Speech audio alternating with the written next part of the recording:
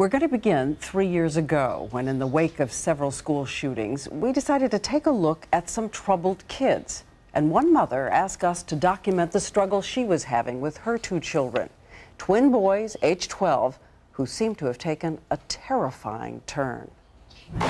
Stop it now! Shut up! It is society's nightmare. You cocksucker! Explosive kids. Uncontrollable behavior. No apparent cause. When we first met Joseph and Jonathan Foster, they had hair-trigger rages. And when we filmed them living in a foster care home for troubled kids, Shut up! we saw the anger, I hate your guts! Go!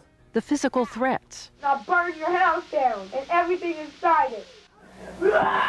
We showed how Jonathan, fascinated with knives, had threatened to kill his brother and himself. I can beat them to their death. He would often pick up a knife as if he were rehearsing what he might do with it. All alone in the kitchen, a dark turn of imagination. Joseph, I'm going to stick it right in your breast. We also met their mother, Lisa Foster, who told us she was on the brink of despair. I can't live like this. Afraid of what you're going to find when you walk into a room. Stop fighting! You don't talk to me! Get!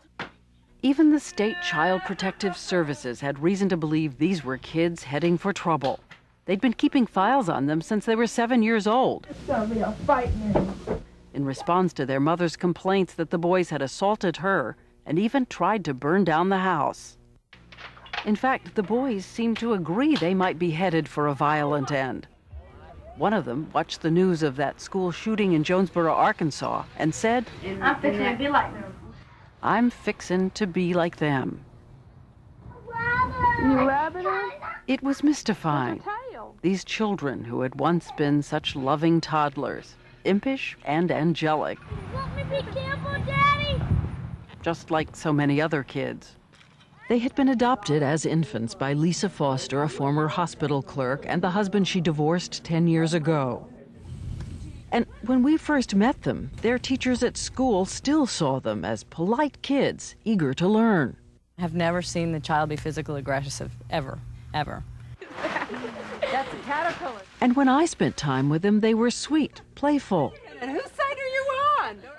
and touching about their problems. What makes you sad? I feel sad when I'm not like other kids and stuff. Get off of me now! Yet their mother told us few people ever saw the real boys, since they often fooled outsiders. No one understood. We would go for an appointment, and here's these little angels with their halos, and they were just so wonderful. And by the time we got out of the office into the elevator, one child had struck another. We were going to the ER, and we had to have stitches in the head. She told us that the violence that lurked underneath was so menacing, she actually feared that one of her sons might kill her in a murderous rage. Put the knife down! Jonathan told me this morning that this would be my last birthday. Better enjoy it because this is your last. Do you believe there's such a thing as a natural-born killer? Dr. Herbert Schreier, chief of psychiatry at Children's Hospital in Oakland, California, was one of the experts who examined the tapes for our first report. No such thing as a natural-born killer. I think that there are people born with traits that would predispose them to get into trouble, and if that trouble is not intervened with early, it can spiral out of control. So what happened after that first report on what many people thought were incorrigible kids? Well, a residential facility in Pennsylvania called Summit Quest Academy offered to help. They agreed to take the boys into their care with long-term treatment for free.